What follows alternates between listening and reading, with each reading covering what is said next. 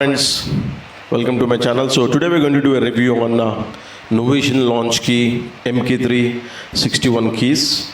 So a professional kind of MIDI keyboard. We can use it for live performance, very much integrated with all the DAW softwares out there, and a beautiful keyboard. So let's see what we get within this box. So once you purchase this over internet on the Amazon or whatever website, so what you get within the box, you get obviously a MIDI keyboard, 61 key MIDI keyboard, and a USB cable, a MIDI USB cable with Type B and Type C, and a safety information manual. So those are the three things that you're going to get within this box. That's it. But when it comes to software, what is included as a software, not as a physical material or cassettes or anything. But it's a included software. So what you get, Ableton Live Light. It is truly and purely integrated with Ableton Live Light, and you get Serato Sample LE. That is also one kind of DAW software. If you are used to that, you can integrate with that. Then you get Splice Sounds 2 months membership. Then you get Split for Audio Labs, Expressive Strings. Then you get XLN Audio, Adaptive Keys.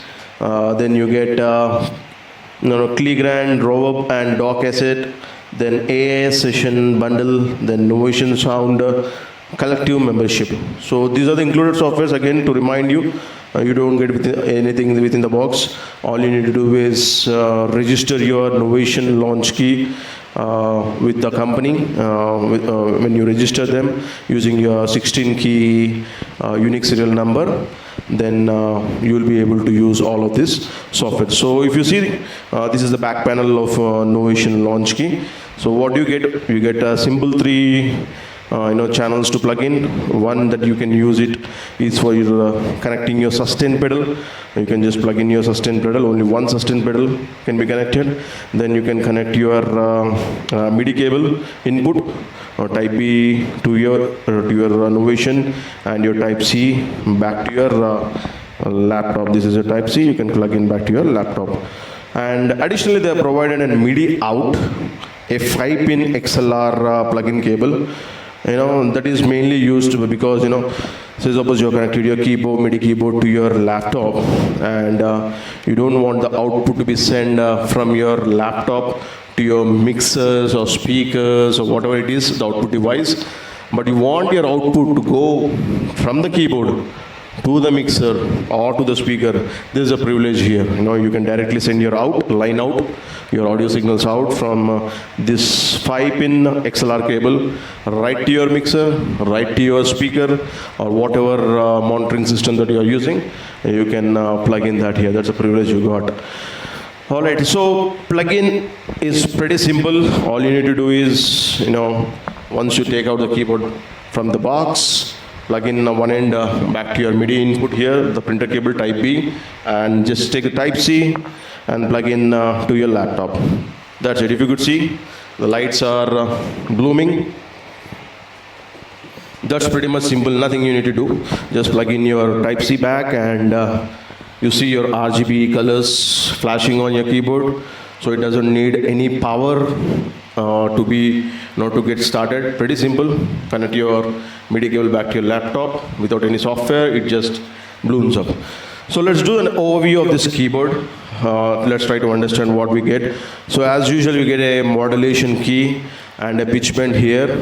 Then you get 16 pads out here, drum pads, which can trigger your drums or whatever that you want to assign on these drum pads. Then you get 8 rotatory knobs here. These are rotatory encoders, we call it.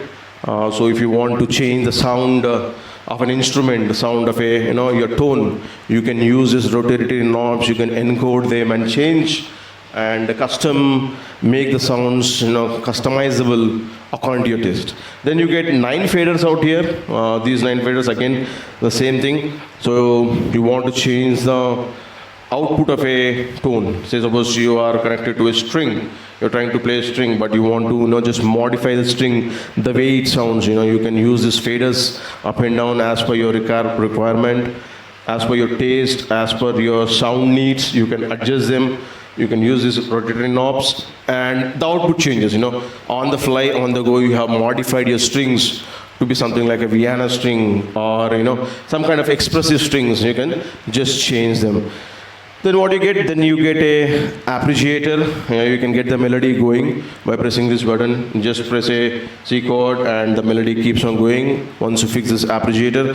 Then you have a fixed chord, the 3-note chord, C, F, A sharp, anything it might be. You can fix that chord to a single note. So if you're playing C and you're fixing a C chord, that means you just need to press a single note and the entire chord triggers. So suppose you have fixed A sharp chord to a single note, and you need to just trigger a single note, and the entire A sharp chord triggers from the single notes. So the beauty of using a fixed chord. Then you have a scale fix, several beautiful features. You can fix a scale within several notes, such that you will not, when you forget the key or the scale, since you have fixed your scale, there is no way that you can hit a wrong key within your scale. So those are other things. Likewise, track monitoring, this settings pad, shift, and all of these things which you can explore once you connect your MIDI back to your DAW software. Then on the right side to this panel, you'll see a record option, play, stop, and few small features that can be used while you are making your own tracks. So point to mention is these keys are velocity sensitive keys. Even your drum pads are velocity sensitive. You need not press harder. Just see that, the moment I just tap it, it's getting triggered. The moment I tap it, it's getting triggered. That's because these are velocity sensitive pads, as well as the 61 keys. All of your 61 keys are velocity sensitive keys. And there is also a feature called as an aftertouch. The moment you touch your key, the sound and the sensitivity still goes out, and you can continue your melody without any problem. So this is it. So what we need to do in the next video, we'll see how do we connect this keyboard back to your DAW software, and how do we register it, and how do we get it going. If you have any questions, if you want to understand anything more about this Novation Launchkey, please do let me know in the comment section. I'm very much glad to help. Thank you so much.